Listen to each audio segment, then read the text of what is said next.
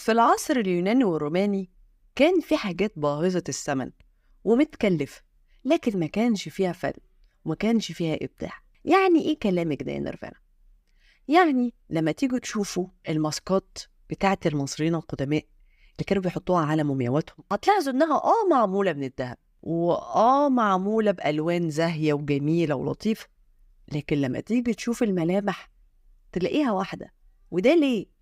لأن في المرحلة دي كان في نمطية، بمعنى احنا لسه هنعمل لك ملامحك ولا لسه هنفنن لك، احنا نعمل صب ده نحط فيه المواد يطلع لينا الشكل واحد، بس هنغير في اللون والشكل اللي حوالين الوش ذات نفسه، لكن ملامح الوجه هنلاحظ انها ثابته ما بتتغيرش. زي ما بيحصل دلوقتي كل الناس بقت تعمل عمليات تجميل كلها بقى شكل بعضها، لكن فين الملامح اللي بتخلينا نفرق ما بين الشخص والتاني؟ مفيش. وكذلك عند اليونان والرومان.